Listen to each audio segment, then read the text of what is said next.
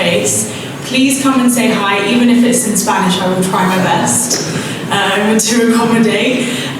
But it is my pleasure to please welcome to the stage our first panel of the day. Also thank Anna so much for that presentation, which I'm sure is, I know that you said the link out loud, but we'll make sure that everyone has that so that they can download it. But yes, our moderator Sebastian will now come up, as well as the panelists, Mr. Christian Soto Ruiz, Mr. Jaime Pino, Celine Asemat, sorry for the mispronunciation of anything by the way, Mr. Luis Lefort, and Mr. Carlos Toro. Thank you.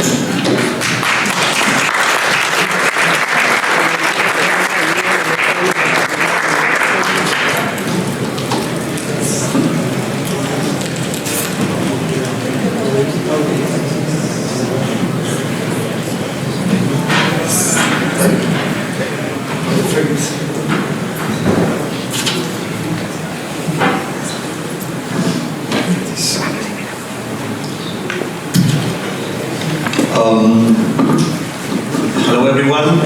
It is tricky to speak in Spanish in English in front of so many Chileans, but we will try our best.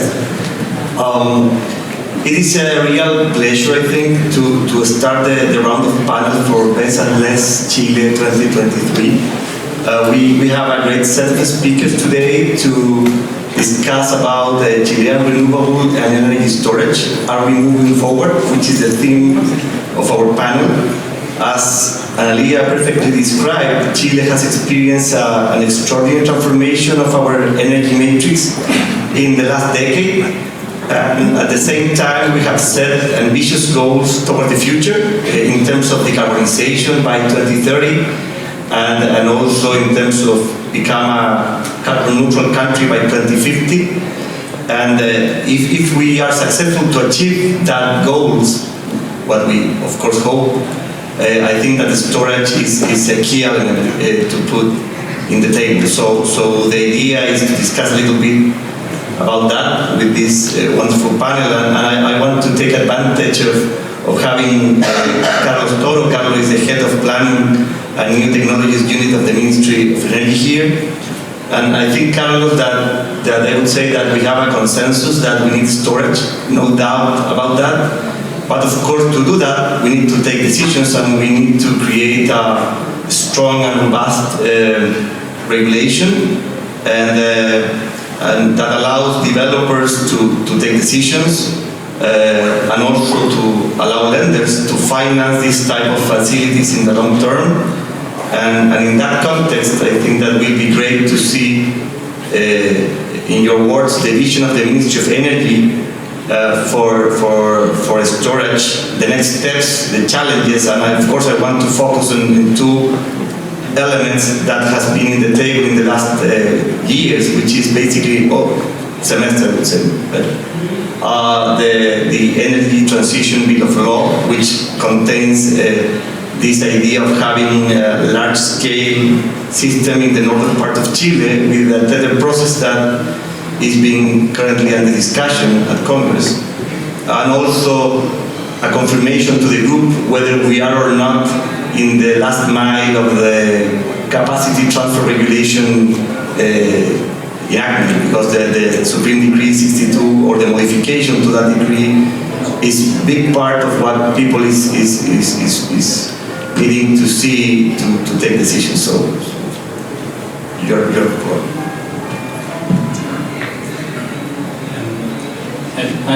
First of all, thank you for the invitation. I'm glad to participate in this panel and try to be on these conversations about this. But first of all, you have to understand something. Chile is special, isn't it? It's kind of an island in the middle of the continent. We have no strong interconnections between countries. We have production of fossil fuels, so the big consumption that we have comes from outside. So there is some topics about security there. We are living on it, and the consequences are the high prices of it. Of course, there is a lot of challenge with the territorial and environmental development of the country, but thankfully we have a lot of renewables. So all of this discussion about this, it makes a lot of sense about really trying to get the easier way to develop renewables into the country because of that. Not just to try to achieve lower prices of energy for everyone, it's also to get a society more free of emission also. So if you speak about this, it makes a lot of sense really to make this step forward into carbon neutrality into 2050. That is the big reason, because there is this kind of law that we are committed. Following that, it's not just a single committee, it is a law. So we have this something that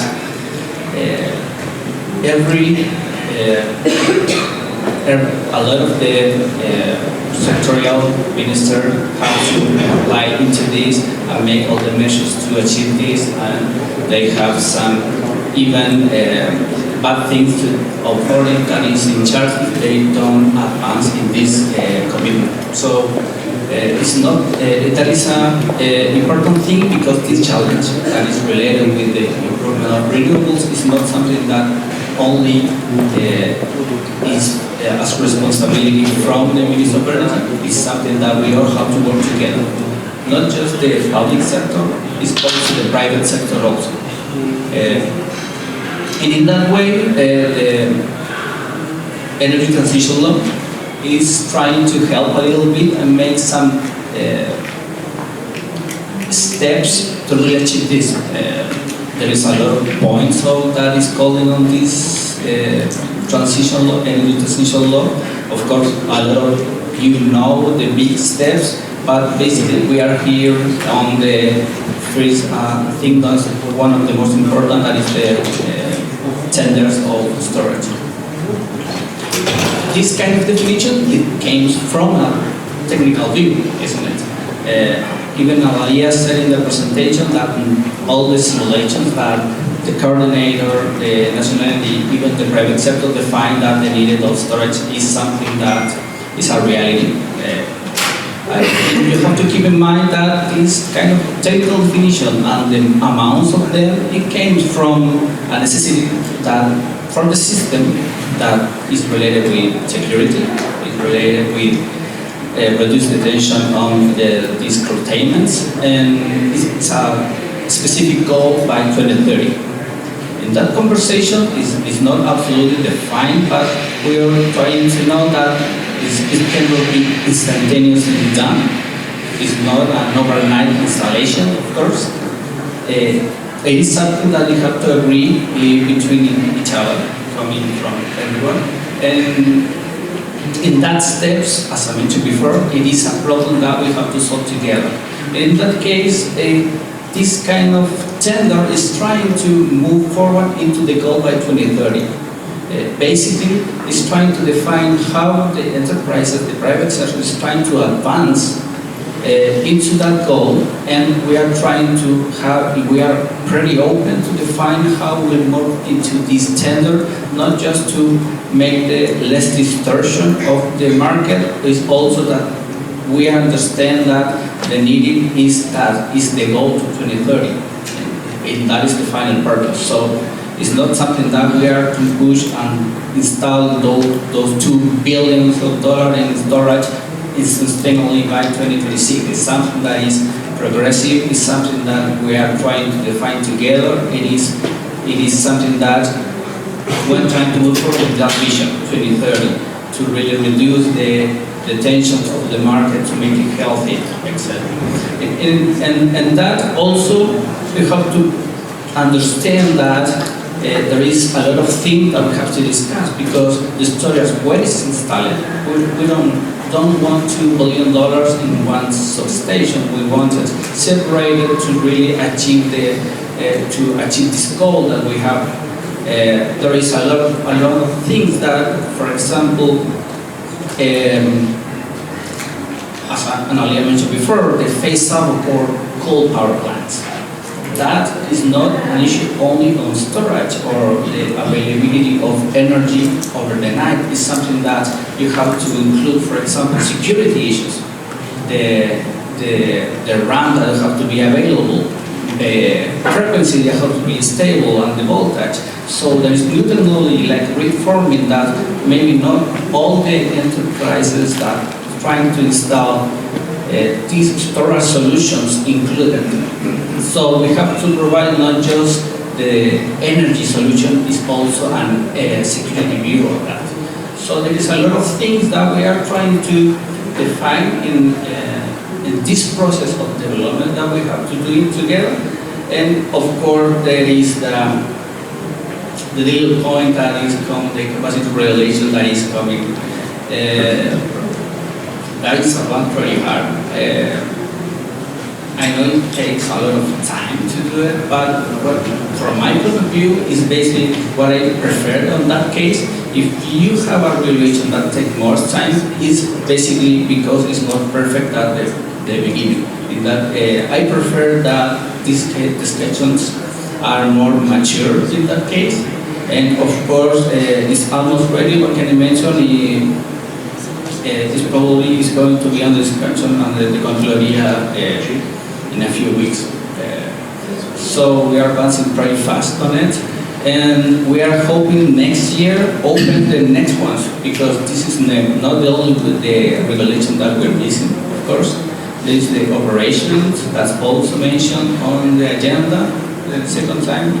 It is also the small generator, also a regulation that can complement this. And I think this is a lot of fun for us. I am in the same team of everyone. I'm trying to, my vision of the future is what I'm thinking here. We are trying to achieve a low emission sector. But of course there is a lot of things that we have to deal with this and this. So there is a lot of job. We can do it. Great. Thank you, Carlos.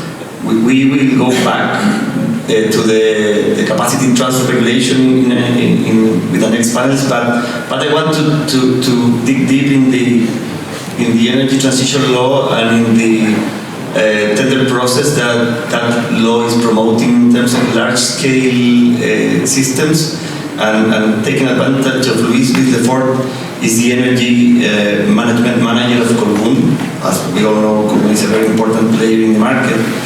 And as Analia also mentioned, if you see the news today, we have a lot of discussions, passionate discussions about not about storage, but about how we foster storage toward the future, and which is the proper role of the state in that game. And of course, when we have this proposal of having this tender process, there are discussions about who will define the location, if we will do two tenders, one for infrastructure, the second for services and operation. And so my question for Luis is if you can provide your view or Colbún's view in the specific proposal contained in the energy transition bill of law. We have seen Acera's opinion, Generadoras, APMEC, Conadecus. So many guys have been speaking about the project that I think it's great to have you here. Thank you. Thank you. Good morning for all of you. I'm trying to do my best in English, but I still think in Spanish, so it's a problem. Well, the first point that we have to worry as Colbún is we need to be aligned with the customers. The demand pays the bill always at the end. So it's the first view you have to have is the customers and how they will pay the bill. So I think the discussions in the Congress are not so bad because they are worrying on how it's paid. So that's a good point on behalf of what the discussions are going on. The second thing, the worst energy is the one that you cannot supply. So before phasing out any kind of power stations or technology, you need to understand the security of the system, because we can store it, but it's not cheap in the system. We only have today some amount of battery, I think 700 megawatts at the end of this year. Probably the figures are just right from the presentation we see just before. Plus the storage of water. The dams in the system is the main storage we have as today. And they were developed probably up to the late 90s. The last one was Angostura Dam, that small one, developed by us in the Biobío River. And we have the sunshine, that's the new hydro in the north, but we need to store it in order to use all the transmission capacity we have, because the curtailments are already in the daytime. So we have 2/3 of the 24 hours that you have transmission by law, and so the storage, and as we see in the tender process, need to be intelligent in the short term in order to strong the competition for the process, plus reduce the cost that will be transferred to the customer. And that competition will have to, how you say, take the price of the advantage of the energy arbitrage that's today. We will charge very low prices in the day and sell it at the price you were expecting in the night, or where the sun shines. And there's a value, and that value, if the tender process is intelligent and well done, probably will be captured by the customers.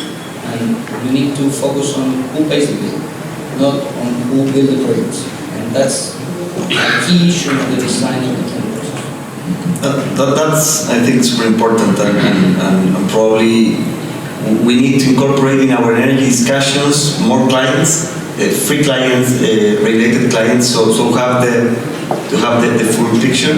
So that's correct. I want to move to Jaime. Jaime is the Vice President and General Manager of Energex Renewable Energy.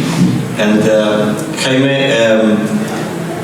we saw a couple of weeks ago the inauguration of El Salvador storage system. I know that El Salvador was a power plant running an inauguration for a while, but the news of having this new project, a storage project coming in, was, I think, a great news for the market. So congratulations for that. But in terms of the discussions we are having about regulation, I would love to hear from you how the regulation played or not in the development of that project, and if with that development, which are the lessons learned by you as Energex in terms of what we have today, what we need to push forward to see more projects like this one coming in. That's one question in terms of a concrete development that you have. And the second one is to go back to the capacity transfer regulation. As Carlos said, the expectation is to have that regulation entering to the Contraloría in a couple of weeks, which I think is great news in terms of giving certainty and to take decisions. We have a DISCO PPA tender process going on, so to have full visibility is great. So if you have a view on that and in the content of that proposal. Okay, thank you first to be here and the invitation. Thanks for the congratulations. Well, we started this process, and I'm going to talk about it, how we decided to invest in BESS. Okay, 5 years ago we started to think about how we can supply more flexibility and have more energy that could help something that we at that moment saw that could happen in the future, which is an oversupply of energy at the north and curtailments for sure. Adding obviously the lack of transmission line that we know that is not easy, to develop and to build. So at that moment we are struggling and said, well, how we can do this because the prices are not so easy to fulfill in the model at the end of the day. So finally we convinced that we have to make a decision, and 2 years ago we decided to invest in BESS because we have two projects, San Andrés at the north. And we said, well, you know what, if we don't do anything here, maybe we will have a problem with the containment and the prices of the marginal cost at zero. So we decided to do that. For sure, the regulation was not ready at that time. Regulation capacity, the arbitrage is something that was not super clear at that moment, but we said we have to do it, and we did it. The challenges obviously were at the beginning the technical challenges, because this Salvador power plant is the first, well, it's the second large-scale battery system in the country, but it's the first one as a hybrid power plant with an existing asset, which is our PV Salvador plant that has been in operation more than 8 years. So the challenge here was a lot of technical aspect in order to integrate a new system of batteries and all PV solar. But we did it, and it was successful. So all the people that wants to do that, this is a proof that you can do it. And this is very important because there's a lot of capacity of transmission, something that I wanted to talk then, that we can take advantage of that capacity to deploy this energy at different hours of the day. So all in all, we decided to do that. And the other challenge was the financing of this. Fortunately, in our case, we saw this as an integrated portfolio perspective. Maybe you know that last year we decided to refinance all our assets, and we fulfill, and we get at the end of the day one of the largest USPP green bond in Latin America, $730 million. And the way to do that and to finance especially this new project was to include it in this portfolio that comprise hydro, wind, solar, and batteries. For us, it's very important the hydro, as Luis said, and also Analia highlight, because it's a base energy, but also has the capacity as a battery of bring flexibility to the system. Obviously, adjusted with the resources. Fortunately, today we have a good year. The last year was good as well, so we hope that the trend change a little bit regarding the last megawatt that we have in the night. But coming back with the batteries, we think that this is a view that all of us has to be as a part of the equation. It's not just only one solution. We have to see this as a portfolio approach. And today the challenge obviously is how to go through the second step, which is to put batteries in a standalone or a hybrid system. And now referring to the regulation, the transfer power regulation, well, this is super important because today, if you analyze a standalone project with battery or even with a hybrid project, in those cases, the capacity payment has a very important percentage of the revenues, which is not the same case with another technologies. So therefore, it's super important to have this regulation as soon as possible because this brings certainty to the investors, but also to the banks that finance this. Today the banks said, well, you know what, if you are just arbitrage, it's like merchants, so it's difficult to digest that and try to put in a financing with a good leverage if you don't have a PPA. But as you may know, all the banks see the capacity payment, which is fixed as part of the contract portion of the old revenue. So that's the reason why it's super important to try to close this, and it will bring a lot of certainty to the market. But I want to highlight two things regarding the new regulation, or the latest version that we received, that I think that maybe could be better in two ways. The first one, that will be a little bit surprised with this restriction or limiting of the capacity recognition in a hybrid system if you consider a solar and a storage system. We think that if you have capacity to transmit the energy of the storage, why we have to limit the sum of the PV solar recognition capacity and the storage? Because they don't compete, and we have a space to improve or extend the storage, taking advantage of the capacity of the transmission, especially in the substation that we we have, for example, let's say it's a lot. Today it's a lot, we cannot put more storage due to this new modification, but there is a capacity to transmit that at the night if we have the chance to do that. So this is one. And the second one was something that we're trying to push, is that to bring more in the transition of the DS62, more years for the battery. Today we have 10 from the publication of the new rule implementation. We think that maybe it will help if we have 15 years from the COD of the battery system. These are the two things that are our message. If we can change it, it will bring an additional incentive for the investment in a battery storage system. Thank you, and I think that for the rest of the group, I think that probably the second round will be great to address those 2 points, and probably Carlos will be great to have a view on those final improvements in the last mile of that regulation, because we agree that is super important to have that regulation in a good way, not only for development but also for financing. And moving to Celine. Of course, Celine is the quantity analysis leader of DNV for Denver, and Celine, I want to go back a step in the discussion of the regulation in terms of you and your company that is always looking at the Chilean market, that you are advising different type of players in different segments of the industry.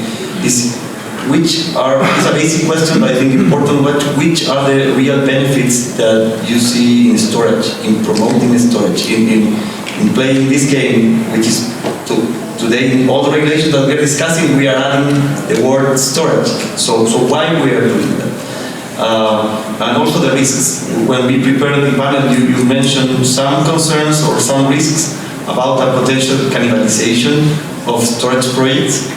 That's a tricky word to analyze, so more flavor on that would be great. And also, you mentioned that probably the players, the companies are receiving some signals that are not super consistent in terms of, in one hand, having this PPA tender process where the offer, I think, needs to be presented in December, where it's a clear signal of giving a premium to foster storage. That's good news, but at the same time there is this idea of fostering storage in another segment in transmission, I would say, through the energy transition bit of law. So to make the numbers fit, having those two storage levels running at the same time could be difficult to digest. So it would be great to have your view on that.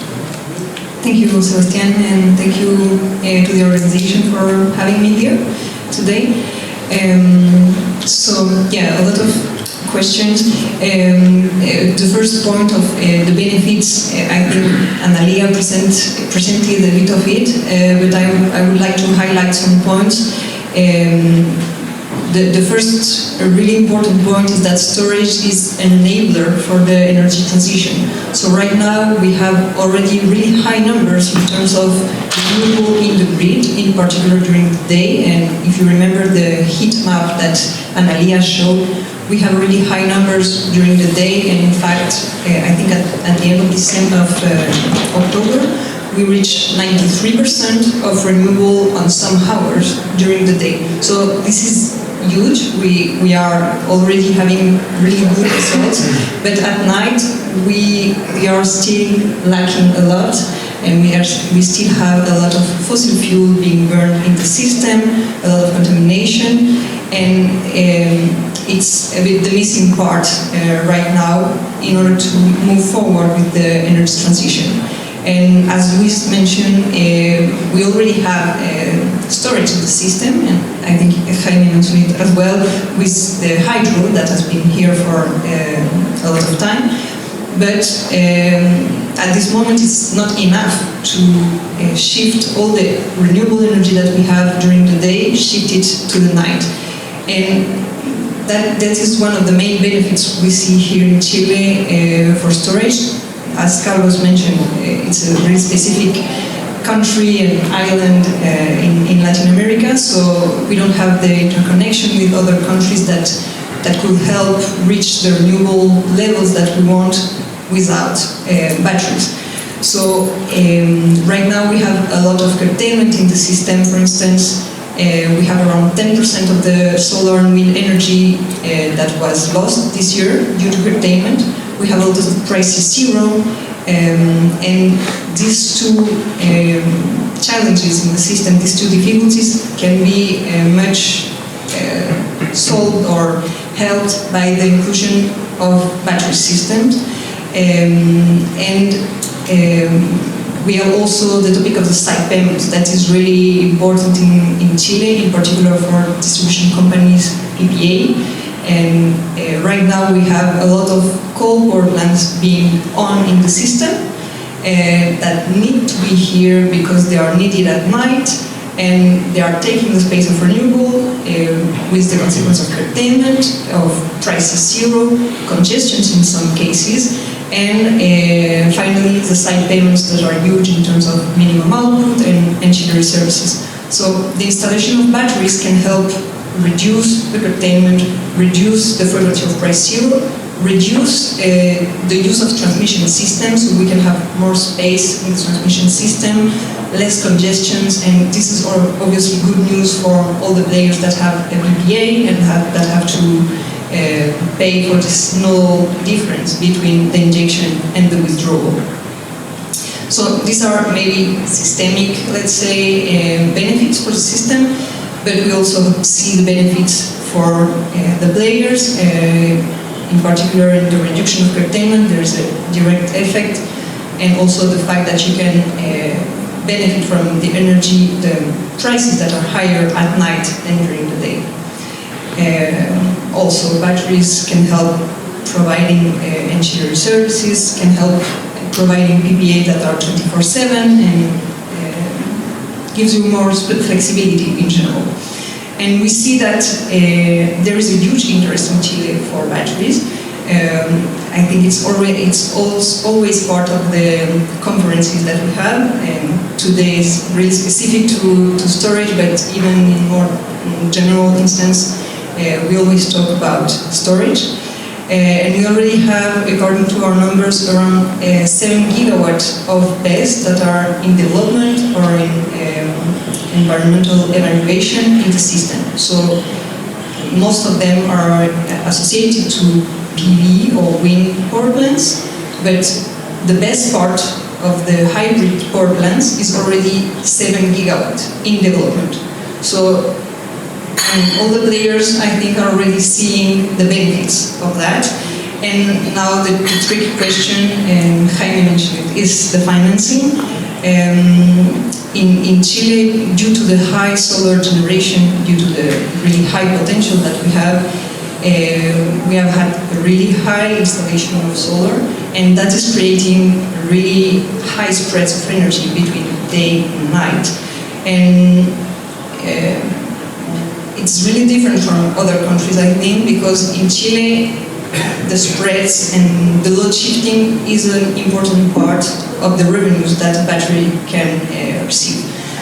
But the problem is the uncertainty that is related to this spread, and we can see it in the past years. In 2020 we had almost no spread, and then with the high development of solar from one hand, and the drought and the high fossil fuel prices on the other hand, we had spreads that started to increase and increase. And I was looking at the number. In 2022 we had an average spread of $160 per megawatt hour in the north.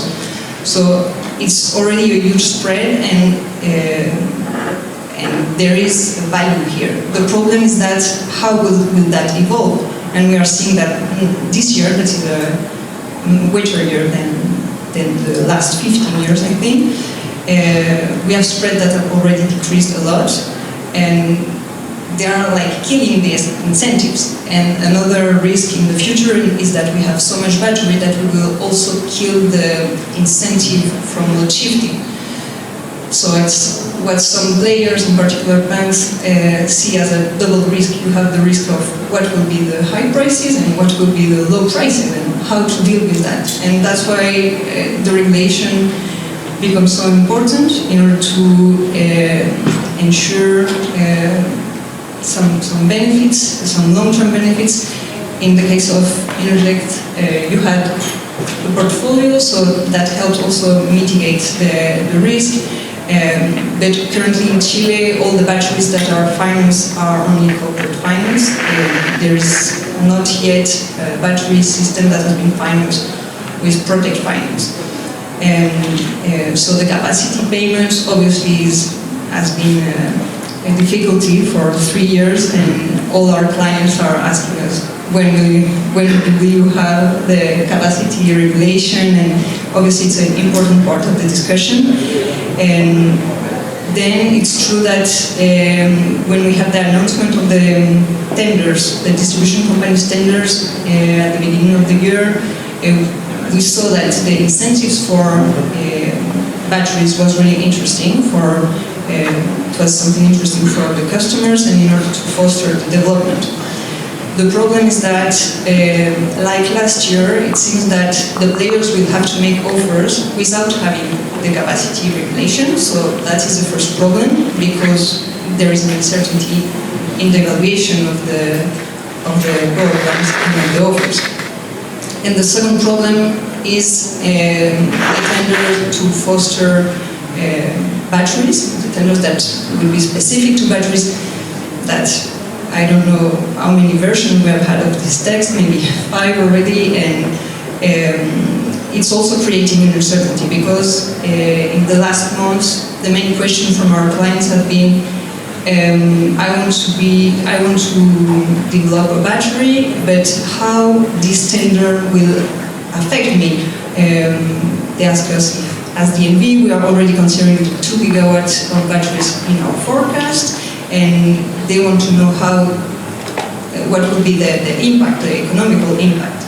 And the same happens with the distribution company's tender. Obviously, there is an uncertainty for the players. If they want to go with a battery, what will be their incomes in terms of merchant prices?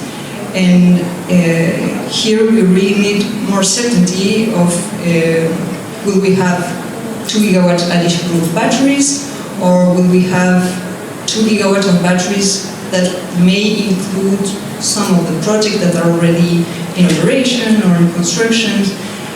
This creates a lot of uncertainty, and we also see it with concerns in terms of the distribution company's tender that I imagine that the ministry is hoping that it will be a higher success than last year, but it's also creating more uncertainty, and this will reflect in some way in the prices that will be offered probably by all the players. Thank you. I think that we will go back to some of those items in the second round, but I want now to move to Christian. Christian is the Senior Business Development, Energy Storage of Enabling Power, another super important player in the market. And Christian, based on the panel and what I have learned talking to different developers and friends that are here in the room also, is that storage will be a combination of factors. It's not that you will just rely on arbitration or the payment of energy injection. That's a part of it. We also are discussing about capacity payment as a way to not be fully merchant and to have a type of PPA or certainty in terms of the revenues, but also the third component, probably there are more, but at least to my knowledge, just the lawyer's knowledge, is the ancillary services, servicios complementarios, and so the question there is which is the role of ancillary services? We have a regulation, we have this tenders process that are organized by the coordinador, but I have at least to focus a lot on the tender process of large scale, also capacity transfer, but I would love to hear about what we are doing in ancillary services. How do you see that part of the equation important, and what we are doing, which are the challenges and risks? Thank you so much for the question. And first of all, good morning to everyone. Happy to be here with this amazing group of panelists participating in this initiative and in this event. So happy to be here. So regarding the revenue scheme, first of all, we are not inventing the stone. We have very mature market with a huge penetration of energy storage. We have seen how CAISO and other market has been evolving over the time with the regulatory framework. So the thing is that everything starts from there, and the reality in Chile is that for doing investment you need a revenue stacking business model. So we need to stack several revenues, as you were saying. One of them is the adequacy resource of capacity market. From the other hand, we have this uncertainty of how will be the spread of prices between sun hours and night of doing energy arbitrage. But from the other side, as well as you indicated, the ancillary services market it has a huge challenge to be improved, need to be revised. We started the ancillary services market in January 2020.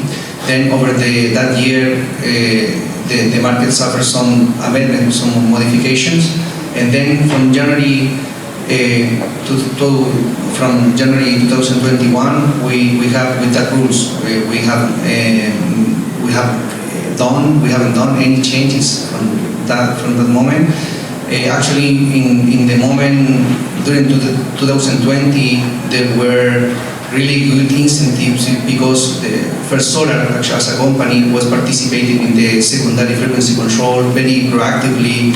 Then there was a worriness regarding the systemic costs or the offer that were increasing, so that moved us to change the methodology of the ancillary services.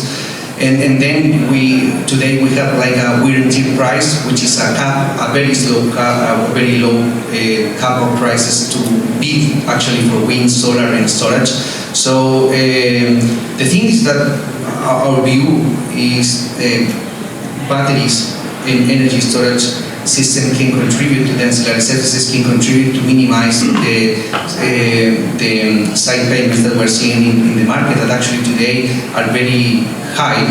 And also in a daily basis, today all the generation power plants are participating with a daily instruction from the ISO, the coordinador. So the thing is that today we need to try to discuss how we can improve, how we can determine the opportunity cost for batteries and energy storage system to remunerate in an adequate way to incentivize the daily bids of the ancillary services market, not only for batteries, also for wind and solar. So I think we have so many power plants that they can contribute to incentivize the competition on a daily basis.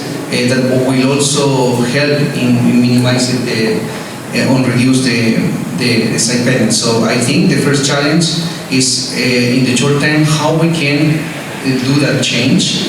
We already know here that the people that has been involved in the renewable energy industry that in terms of regulation, sadly we are being reactive and not proactive. So the first message is we need to try to be more proactive, advance to this kind of initiative. So the first point will be that how we can improve the offer, the market of ancillary services in a daily basis to give the right incentives, or how actually are going to be remunerated the different services that we within for the system. The other thing is that also regarding the tender, maybe we can discuss it later, is that today we still continue with regulated tender process that only has the attribute of energy. I recognize that we have, for example, the incentives to adding storage, but it's not binding. It's just for your free will if you want to add or not storage to your bids. But the thing is that maybe rethink the tender, adding a second attribute like ancillary services to secure, as Celine and Jaime were saying before, a portion or secure an income linked to the energy and another portion of the income linked to ancillary services will help also from a financing point of view to secure or having a high level of more, I will say, revenues, stable revenues to get more financing. So I think it is another challenge that we need to think ourselves, discuss, and how we can do it, knowing all the benefits that we already discussed, that the batteries and longer energy storage system can contribute to the system. That's my message. Thank you. Okay, I think we're super efficient in the first round of, I don't know how many minutes we have left. Great.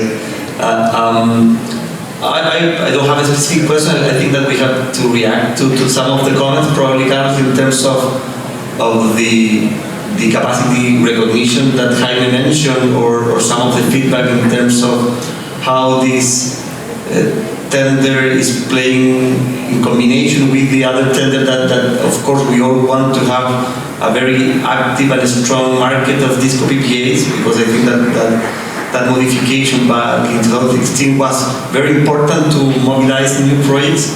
So I don't know, first to you.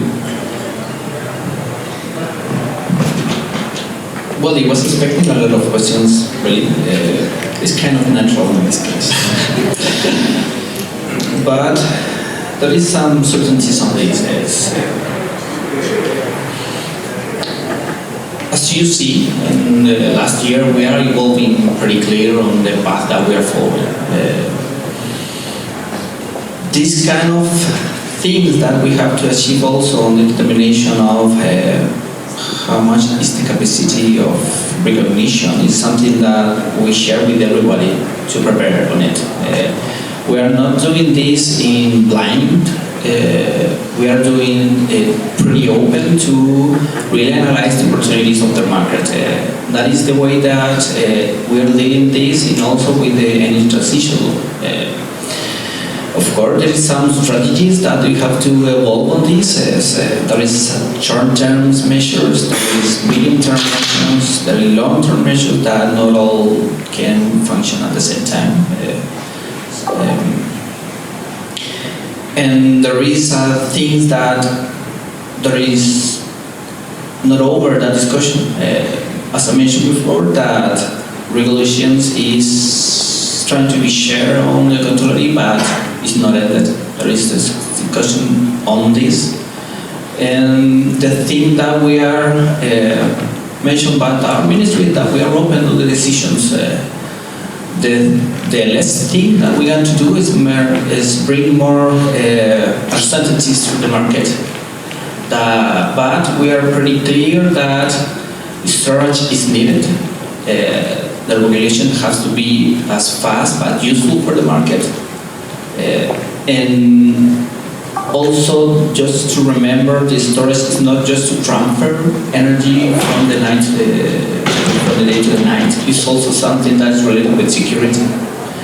And also, we are trying to focus on both points. The health in the market it is, the prices are lower, the security, the phase out, the coal plants that we are pushing need storage, need the definition of these regulations, need the definition how these storage will operate, and of course this is not only the discussion that we are taking this, we are trying pretty hard also to improve the things that are more easier also, the methodologies, the things that we have to think over to operate the systems that doesn't require much changes. Is also to have a lot of conversation between the coordinator, the Minister of Energy, the National Energy Commissions, and they are reacting on it. If you can prove it with the tender of transmission that includes storage, for example. You can see a national commission that doesn't move pretty fast because, of course, the regulator is part of it. It is the profile that they have. But they are moving on this, and of course, the energy tender that is starting these years, there is no different. You can see some flags on storage there. Of course, as every process of this, luckily, is not forever. It can be improved in the next one. There is a little detail that we learn, not just from, as a public sector, not just from the tender that includes transmission and storage, that some details maybe confuse the sector, maybe in this one also, but you have to be clear that the path is on that way. To really recognize the need of storage, to recognize that it's not just low price that we are following, it's also some other aspects of the energy that include security, that include the more percentage of renewable introduced onto the system, and of course, as I mentioned before, we have two things that are pushing forward to make all of this as faster as we can and transparent as we can and open as we can, because we have the carbon neutrality law, and we also have the phase out of coal power plants that have to be by 2040 and also sooner. So the operation of the system is something that is and it's just not that, it is also to recognize the containments and everything is going on, the drawing that we hope last 5 years. Chile is special, as I mentioned at the beginning. We are long, narrow, a lot of renewables, but with a lot of challenges. So let's work together on this. That is the point, and definition, and the way also always open to discuss this kind of things. Point taken. Of course, I think that the idea is to work together. We have identified at least the improvements in the tender rules of the DISCO PPA. The zonal blocks are very important. In the past, where the hourly blocks, also the premium to storage. And I think that probably the question mark is not really linked to the tender rules itself, but the noise of the market in a broader way in terms of other regulations that probably are not in the contract itself, but are important to take decisions in terms of the number that you will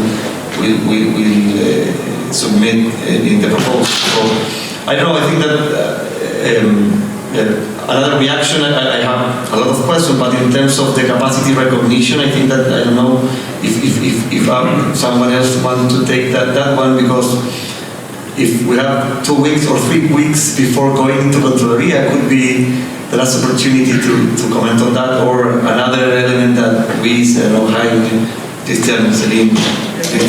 Just to add the comment and suggestion that Jaime mentioned before, related to the transitory period of the table for the recognition, 10 years is not enough, considering that the longer energy storage system has a lifetime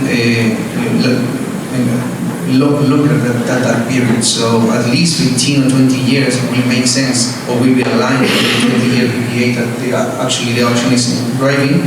So it will be good to have that in mind. Yeah, I agree with Christian and Jaime also on the transition period for the capacity regulation.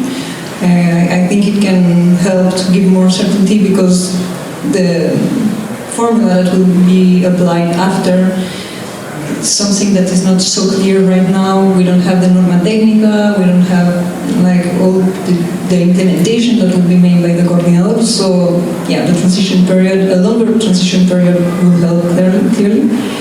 And maybe to mention also on the ancillary services, I wanted to react on what Christian said. It's true that at the moment it's not really an income that is considered, I would say, at the moment of the investment. There have been a lot of, it's a new market. There is this cap on the bid that can be done by renewable, by batteries. So it's more seen by the banks as an upside, something that could be part of the incomes, but it's not taken so much seriously in the investment process. and maybe if it's higher, if we have more certainty, if there is a clear incentives for renewable to participate in that segment, can be really interesting as well. And we are talking a lot of the decarbonization and closing the coal power plants, but it seems that sometimes we are only seeing it in the part of the energy, but we also need to decarbonize the engineering services market that currently is a market that is driven by fossil fuel power plants. So we have to think of this type of incentives as well. And then on the regulation, part of the flexibility that we are talking, I wanted to remind that we have a flexibility strategy that I hope that we can also move forward in the future in terms of marginal cost signals. For instance, we have talked about having a 15-minute signal instead of 1 hour in order to have better incentives. So maybe going back to the question of the panel, are we moving forward? I think we are, but maybe it's a bit slow. And as you mentioned, Carlos, we want to do it faster, and I think always in collaboration between the public sector and the private sector, but it's something that is really needed to the second phase of this energy transition. Well, apparently we have agreed that maybe 15 is better than 10. But I wanted to highlight again what I said. Maybe we are a little bit precise in the wording with the last modification regarding this restriction with the capacity payment if you have an hybrid system. So I think that it's good to check that, because I will put an example in the case of Salvador. Today we have a recognition of 20 megawatts in capacity in the solar plant. We have a 50, which is the capacity of the batteries.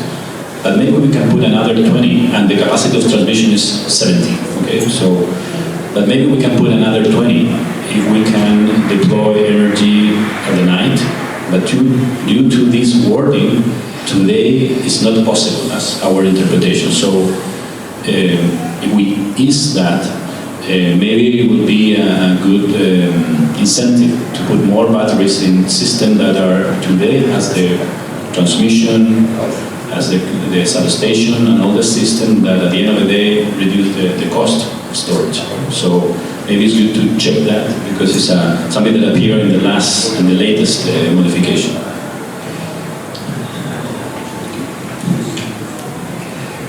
Very much, but some things in security to address this.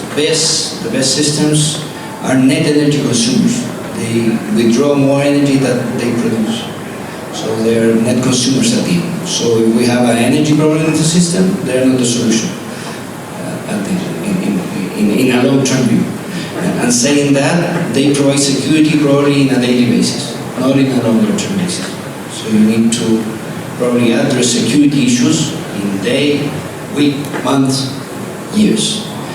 And unfortunately, fuels are the ones that produce security for longer terms. The coal yards, the LNG tanks, the tanks of diesel provide that security for all the country. And as I say at the beginning, the worst energy is the one that you cannot deliver. So you need to figure out the phase out of coal, looking all the variables at the same time, and that's the challenge. Because we as energy producers, power producers, we cannot allow to have shortfalls in the system and not supply the energy the customers that are the one that pays the bill needs. But that's super important, because we are trying to put together all the principles of the system. So have a renewable, the operation, a safe operation, a cheap operation. I think in the transition bill of law, it's also the possibility to add a new principle to operation. So a lot of things going on. I think that we have contributed more questions for the next panels. So thank you very much to you all. I'm happy to have this. Yes. Open up the floor for questions. Great. Yeah, great.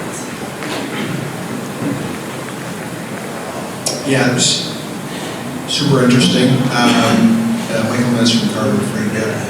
I know we've talked a lot about kind of transmission connected storage.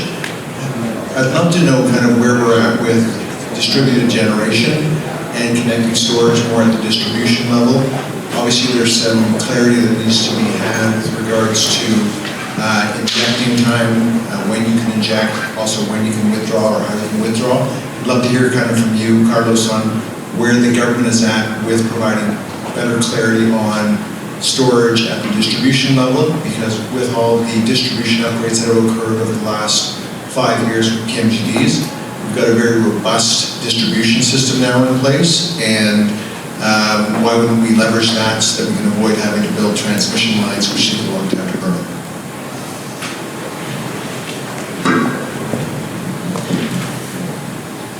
Thank you for the question. I think it's awesome that development of distribution is key to everything.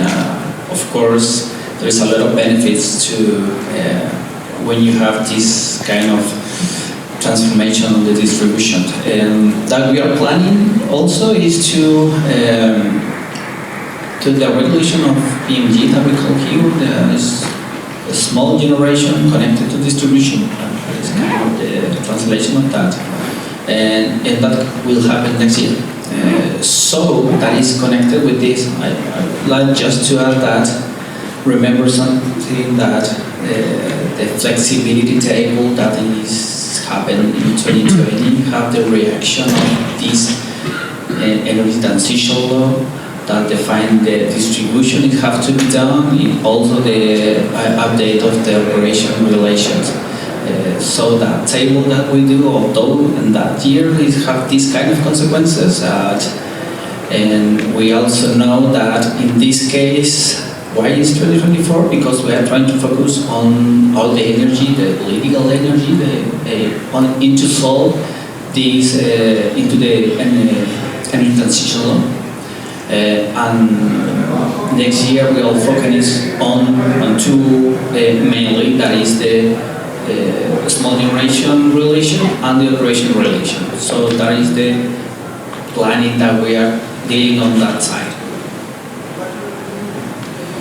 Thank you.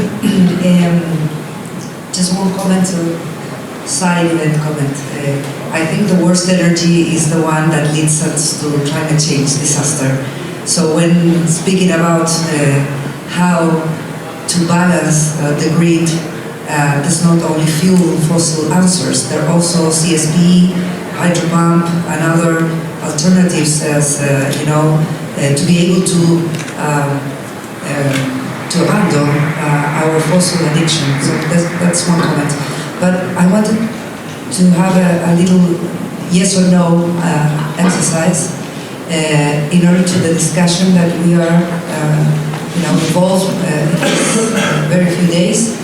I have had a lot of discussions with different agents within ACERA. There are different opinions in terms of is it necessary or not, the auction or the bid in terms of this storage, and the different designs that we have had in the few last month, I think, passing from at first just one infrastructure auction design, and then both, also infrastructure and services. And if that, in your opinion, each one of yours, will have an impact in competition and also in the space of other initiatives that maybe are competing for that same space. So if you can have that question asked for everyone. You did great. So. Good question, Alia. In my opinion, and due to the deploy of the current projects, of batteries you mentioned here, I think that, and as Celine said, we have the tender process and then the large scale bid. I think that at the end of the day, in this case of storage, we have to provide some things that are important. In our opinion, is to be competitive, service and not discriminatory for any agent of the market. It's transmission companies or generation companies, whatever.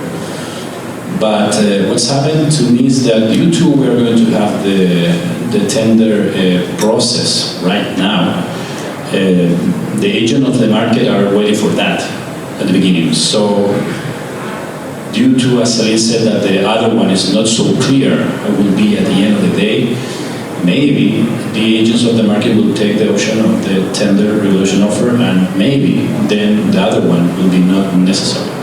So very straightforward. But maybe yes, I don't know. But I'm seeing what is going on with the decision of the market, and even we don't have all the tenders already done. The market is taking advantage of the, as I mentioned at the beginning, of the problems that we are looking for in the case of the North, and invest now, trying to solve the problem at the end of the day.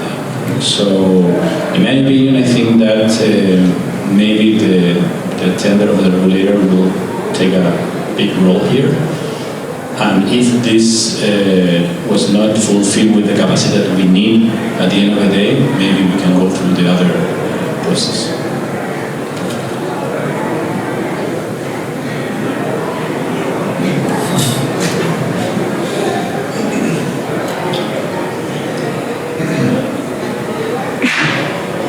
It's pretty straightforward. I think it is needed. It is a tool, definitely. It's not something that is right on stones. As I mentioned before, I think I kind of answer a little bit about it. It's not on stones. It's something that we have to evolve together. Of course, the consideration of the tender is related not just with the availability of energy, it's also some security issues. You don't have to be you're not sure that the development of the storage in high rates for the system, for example, can supply grid farming, for example. That is the system will need. And in that case, you have to have this, you can say, this tool for this purpose in that case. It's not something that we are pushed into that you will develop $2 billion in storage from one day to another. Is something that we have to apply into the need of the system. If the system is moving slower, well, you have this tool. If the system is moving like we expect it to do, we don't need it at the end. But all the preparations, of course, as you mentioned before, were kind of slower, and every state is. But we will have this option in the case that it is needed. It is an agreement that all the sector that the purpose of this is trying to improve the system, is not to make it worse. And that is the following of this. If we are keeping the purposes, the vision to allow the renewables to operate secure in 2030, to make a system that have all the capabilities in the security, and of course we don't want, of course, to demand that they don't have energy over the coal phase out. We wanted to implement this in a safe way, and of course this technology is proven, all the market knows it. We have a lot of new resources, not just lithium for this, we have hydro pumping storage, we have CSP, we have a lot of things and options that can comply with this. And of course it has to be financial okay with this, and we have to wait for the numbers and hoping the market sees the needs of this and see the spaces properly. And of course the tenders will go through this. It's not something we don't want to stress the system in this case, and knowing that installed storage is not also good for the system, but just to notice that I put it down the life of storage, and think kind of agree. I will see this to the colleagues on the Ministry of Energy. There is a lot of things that we are working also. I think it's pretty current, what you say. We make mistakes. It's part of the evolving of the system. It is a process. I don't know if someone could or want to answer the yes or no from Analia. Difficult question, yes or no. That's why Very she's in the first one. she's challenging. I think maybe we are lacking the vision of the bank as well in order to have a clearer answer. As I mentioned, we already have maybe it's a problem of timing because we have several regulations that are going at the same time that are not closed yet, so we cannot say, it's difficult to say today with the capacity regulation everything will go fine and we'll have the financing or not. And a bit what was saying Jaime, maybe we'll see with the distribution company's tender that okay, we have enough battery, and so maybe the battery tender is not needed anymore. So I guess my answer would be that probably it's still needed, but with at the same time some flexibility in the design, as you mentioned, so that we don't overbuild battery if they are not needed, but also some clarity, and I think the sooner the better, that we have clarity for the sector of what would be the option, what would be the threshold, what will trigger indeed a tender, and with that clarity the actor can first go to the distribution company's tender, and then we can maybe make a final decision regarding the numbers, and that will also evolve in the future probably. Maybe in 2 years we'll say, okay, finally we need more batteries than what we had expected, and we have this option, we have this tool, and we can trigger the tender. Great. Just to add an additional comment to this question, I will say yes and no. No, You are a lawyer. The thing is that we already are aware that there are... Yes, I know, but the yes or no answer is like a good lawyer. I will say that the thing is that, as Celine said, today we need to approve as soon as possible the adequacy resource regulations. On the other hand, we need to accelerate the discussion of the improvements of the ancillary services market to take as much as we can the benefit of batteries or longer energy storage or longer duration of energy storage technologies. That there are new companies coming to Chile also with new innovative solutions, and I think also add a lot of value in terms of accelerating the phase out of the thermal power plants, and contribute to the energy transition. So I will say regarding this tender, it's good to see also how evolves the market. I will say from the capacity ancillary services side, because it will have an impact. It's like an intervention actually to the market, because if 2 gigawatt of storage of this tender obviously will have a negative impact in the private investment. For example, if a company was planning to invest 500 megawatt of storage, maybe with this tender, because hit to the price, maybe the profitability that you need for the projects is not enough, then you decide to make only 100 and not the 500 investment because of this intervention or this tender that all agree that is needed for the system. Of course, we're not saying the opposite, but the thing is, it's important to give the right signal to do the private investment also in this tender. If you are going to open the competitiveness of the transmission company, also generation company. On the regeneration side, we have several renewable energy projects, wind and solar, in operational phase, that when you develop the battery as a retrofit powering battery, you can be at COD earliest compared to a standalone development from scratch. So it's good to have in mind also the two segments to participate and make the competitive process whenever the decision of the final launch of this tender will be held. That's Ben, should that we have one question more from there? Yeah. Hi everybody. I am Ignacio Mena from Canadian Solar Storage. And when we think about the business model for batteries, so we all know there is arbitrage, capacity, and maybe ancillary services, right? But there is also this bill that fosters renewable energies. I'm talking about the Proyecto de Ley que impulsa las energías renovables, right? And it states that the consumption of the system should be at least 30% renewable in every hourly block, right? So that means, and we know that during the night we have a shortage of renewable energy compared to that measure.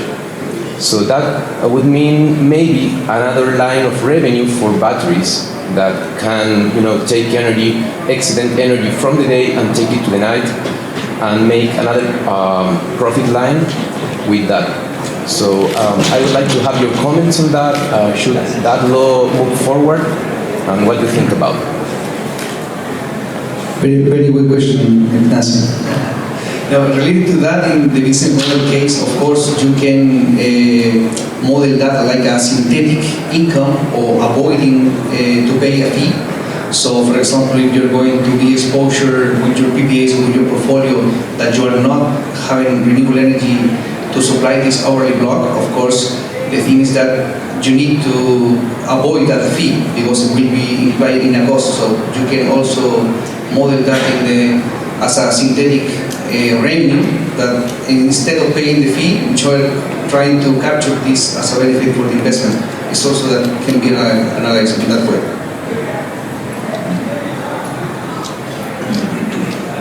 Anyone else? I think that it's always a great thing to have incentives for more renewables, and I think the blocks part is interesting. The problem is that historically the value of renewable in Chile, I don't remember the exact term, but it's not valued. So, I mean, there is an uncertainty as well on that part. Maybe you can have slight incomes for some years, but what we have seen in Chile in general is that the market reached the milestone much before their year of target. So we had the renewable achievement by 2020, so 5 years before what the law was saying.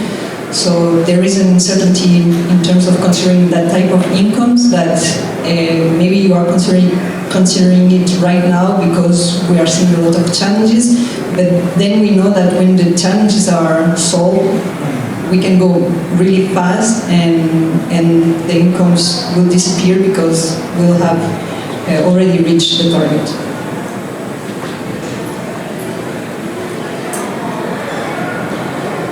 Can I say the same that Celine does? I think it's really fun.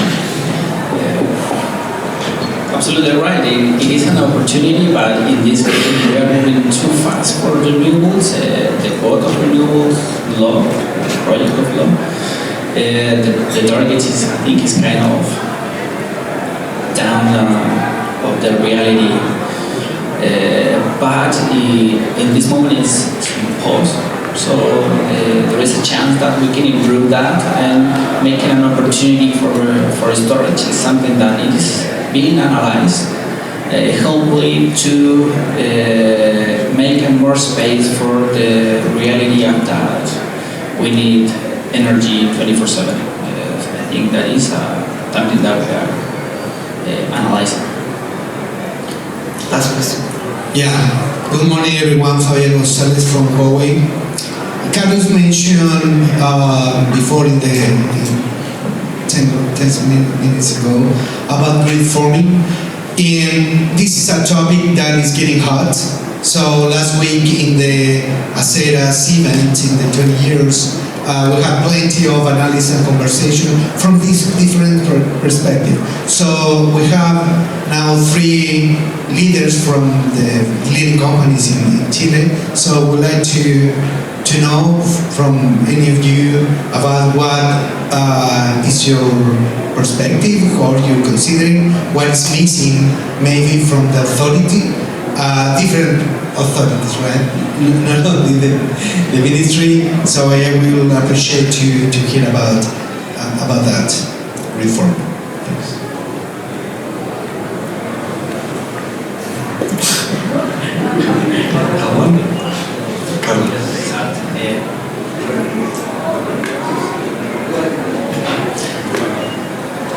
I think you mentioned everything before. The new law is needed for the system. What we are looking forward is to the security, basically. Reforming is one of the options, and I like the most because it can give the opportunity not just to renewables, or that we call non-conventional renewables, to participate in the security issues that have comments, but this is the opportunity to participate in this and have be a part of the solution. So, but it's not the only technology available. The results of that we can do on DLR and other things. There is a big list on it, and we are trying to deal with everyone because we don't believe in a silver bullet on this. There is a work continuously that we have to do. Technology is important, improvement of the system, change conductors, change methodologies. Everything works. Everything is have to be improved to the challenge that we have here in Chile. Because transmission is important, because security is important for us. And also the price, all of this is included that we have a better system. That is the point of it. Regarding that point, I think, thank you for the question, but I think it needs to be developed a real auxiliary market service, but a real market. Probably pay as big as other developed countries have it, not pay as clear, but a bigger market and giving the signals, the correct signals, taking care of good competition, because probably some agents, including Colbún, have some assets that give a strong capacity on that. But I think the key is to develop a market, a very efficient market in order to tender that kind of services, and all of that want to provide that services will compete there and play the game. I think the market is the best solution for that. But you need to set the rules and administrate the rules in a correct way.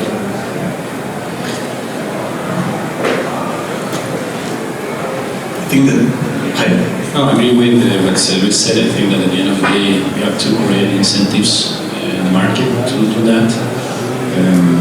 As I mentioned at the beginning, I think that there is a room for all the different technologies, and I believe that can bring more flexibility and additional services, such as batteries, or hydro, pump system, and other ones that can bring that.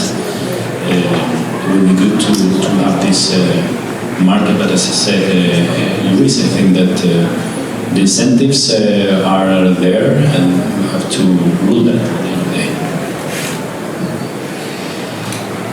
thank you very much. We received the signal from there, so we need to move forward. But thank you very much, and thank you for the speakers for this super interesting conversation.